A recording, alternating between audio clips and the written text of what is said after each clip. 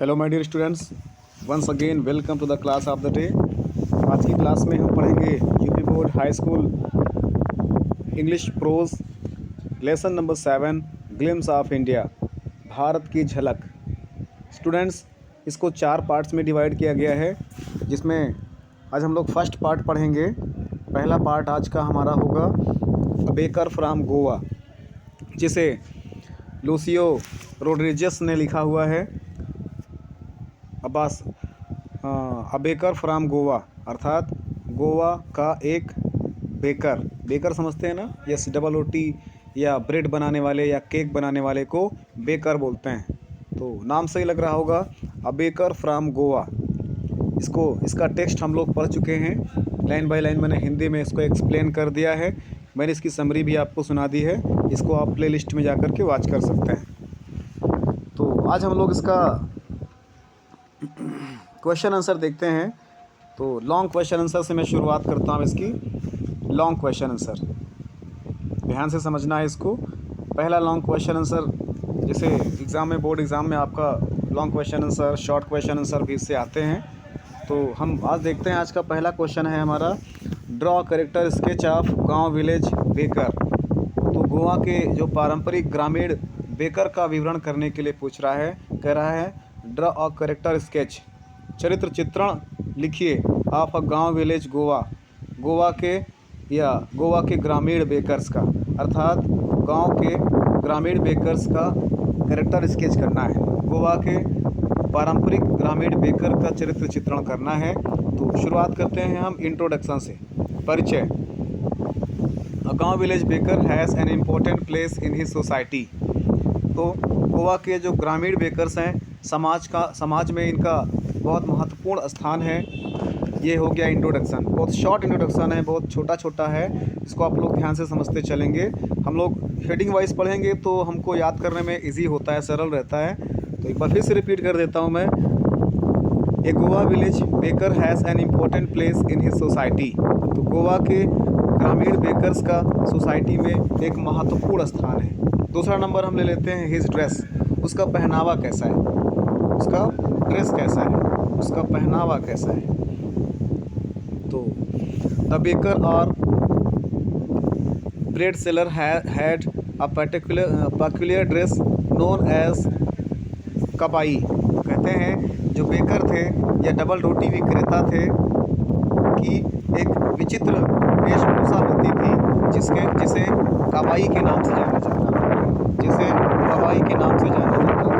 It was a simple piece long frock reaching down to the knee. और यह जो है एक लंबा फ्रॉक होता था जो घुटने तक जाता था।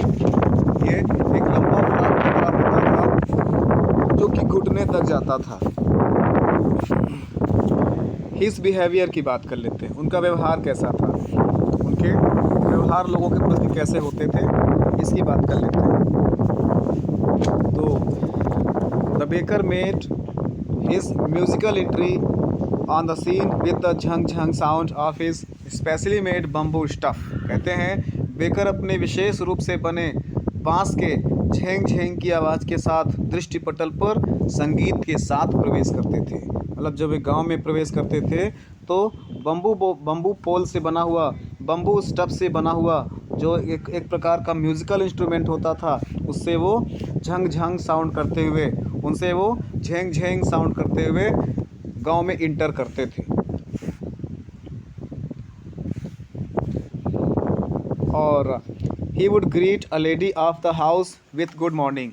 और जो गांव की जो महिलाएं होती थी उनको वो गुड मॉर्निंग करते थे, अर्थात उनको ग्रीट करते थे, उनको वेलकम करते थे, उनको नमस्ते करते थे, उनका साक्षात्कार करते थे, अर्थात उनको सत्कार करते थे, उनको ग्रीट करते थे, उनको स्वागत करते थे। कहते हैं द बेकर, आप आगे बढ़ते हैं। The baker was children's friend. और जो बेकर्स थे वो वहाँ के बच्चों के फ्रेंड हो गए थे, कंपेनियन हो गए थे, एंड गाइड भी हो गए थे।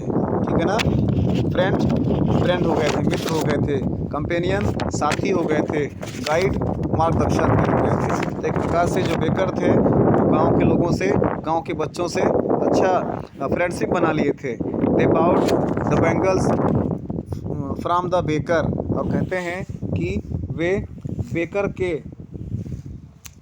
कड़े खरीदते थे। बच्चे लोग जो थे बेकर से बने हुए बैंगल मीन्स क्या होता है, कड़े।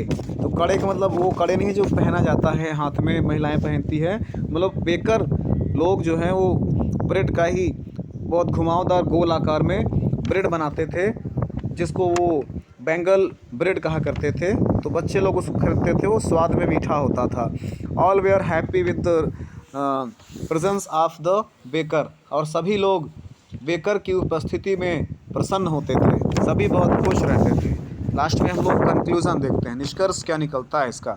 The baker looked happy and prosperous, baker प्रसन्न और समृद्ध दिखाई पड़ते थे। प्रॉस्परस मीन्स क्या होता है, समृद्ध। तो बेकर्स लोग जो थे वे खुश दिखाई पड़ते थे और समृद्ध दिखाई पड़ते थे। प्रॉस्परस मीन्स क्या होता है, समृद्ध दिखाई पड़ते थे। और he had a jackfruit like physical appearance, और उनका जो फिजिकल अपीयरेंस था, उनकी जो शारीरिक बनावट थी, क्या उनका जो फिजिकल अपीयरेंस था वो कैसा था, एक जैसे जैकफ्रूट की तरह। जैकफ्रूट समझते हैं ना, jackfruit, yes, jackfruit like. Jackfruit means कटहल होता है। तो उनका शरीर जो बाह्य शरीर था वो कटहल की तरह गदराया हुआ होता था, अर्थात मोटा हुआ होता था, नीचे की तरफ होता है। जैसे कोई फैट मैन देखा होगा ना आप लोगों ने, कोई मोटा व्यक्ति दिखाई पड़ जाए, ठीक है ना, कोई मोटा व्यक्ति दिखाई पड़ जाए तो क्या कहोगे आप उसको, कि he is a fat man, he is a man who take diet regularly, not diet. वो ऐसा व्यक्ति है जो पर्याप्त रूप से भोजन पाता है, इसलिए वो हेल्दी हो गया, मोटा हो गया। तो इस प्रकार से जो बेकर्स लोग थे वो हेल्दी होते थे, मोटे होते थे। तो उनको देख करके लग जाता, शारीरिक बनावट देख करके लग जाता था कि वे प्रसन्न और समृद्ध होंगे। तो उस टाइम में जो बेकर्स थे वे, उनका अच्छा खासा धंधा होता था, वे खुश रहते थे जीवन में, ठीक है ना। This was the first long answer type question and answer. इसको फिर कॉपी में नोट डाउन करना है। हम लोग बढ़ते हैं अगले क्वेश्चन की ओर। क्वेश्चन नंबर 2 देखिएगा ध्यान से। Yes, question number 2। Question number 2, question number 2 है, how did the baker known as pader announce her arrival. तो कहते हैं जो पैडर के रूप में विख्यात बेकर अपने आने की किस प्रकार प्रस्तुति प्रकट करता था। अर्थात जब पैडर के रूप में जब वे लोग गांव में एंट्री करते थे तो किस प्रकार प्रकट करते थे, वे अपने आने का वर्णन या अपने आने की प्रस्तुति वो किस प्रकार से प्रकट करते थे। तो क्वेश्चन एक बार फिर देखिएगा, how did the baker known as pader announce his arrival. Pader के रूप में विख्यात बेकर अपने आने को किस प्रकार प्रकट करता था। तो इसका आंसर हो जाएगा, the baker known as pader use to come twice a day. जो बेकर थे जिसे पेडर के रूप में जाना जाता था, वे दिन में 2 बार आते थे। दिन में 2 बार आते थे। कब कब आते थे, in the morning he came to sell the freshly baked loaves of bread. और बताते हैं कि सुबह सुबह वो ताज़े सेके गए ब्रेड के टुकड़ों को बेचने के लिए आते थे। और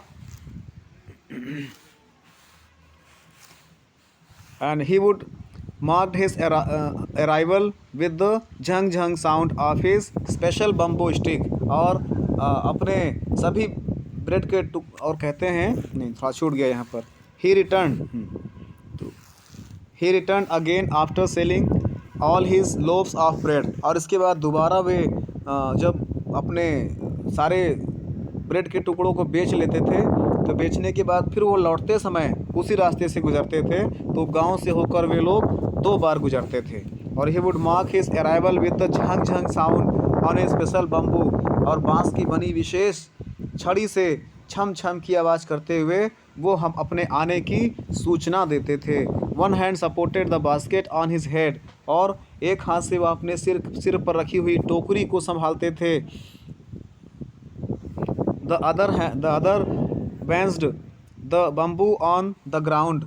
और दूसरे हाथ से ज़मीन पर रखे बांस को बजाया करते थे। The baker would greet the lady of the house with good morning. और जो बेकर थे घर की मालकिन को गुड मॉर्निंग कहते थे। घर की मालकिन को गुड मॉर्निंग या नमस्ते कहते थे। और he would then place his basket on the vertical bamboo, और फिर वह अपनी टोकरी को वर्टिकल अर्थात खड़े बांस पर रखा करते थे, वर्टिकल करके उसको रखा करते थे।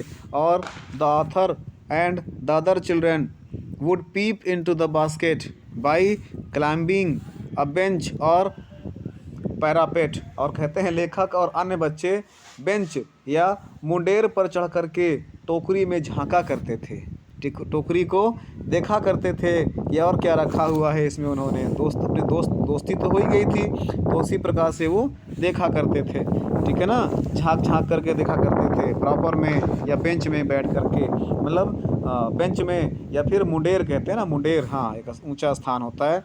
फिर है they longed for bread bangles and specially made sweet bread.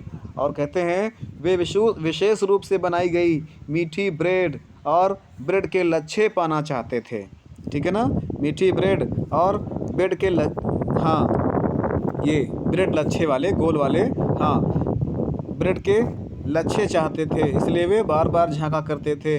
The baker used to push aside the children in a mild manner. और बेकर धीरे से बच्चों को एक ओर हटा दिया करता था। माइल्ड मैनर मीन्स बहुत सभ्य तरीके से, बहुत अच्छे तरीके से बच्चों को एक किनारे पर खड़ा कर देते थे और अपने सामान को वो जगह जगह पर पहुँचाया करते थे। चिल्ला चिल्ला कर बेचते नहीं थे, बल्कि उनका फिक्स था किस घर में कितना पहुँचाना है, हमें पर डे का मैटर फिक्स था। और वे घर में पहुँचाने के बाद घर की दीवार पर ही अपने एक प्रकार से साइन ऑफ, एक निशान के तौर पर वो उपस्थिति लगा देते थे कि आज हमने यहाँ पर इतना सामान दे दिया है। और महीने बाद जब महीना पूरा होता था तो वे उसका हिसाब करते थे, ठीक है ना। तो ये हो गया हमारा long question answer from the baker. हवा बहुत चल रही है जिससे थोड़ा समस्या हो रही है। चलिए, इसी प्रकार से हम शॉर्ट क्वेश्चन आंसर की तरफ आएंगे। शॉर्ट क्वेश्चन आंसर के लिए हम लोग नेक्स्ट वीडियो में देखेंगे। अभी के लिए इतना बहुत है। Thanks for watching the video. जय हिंद।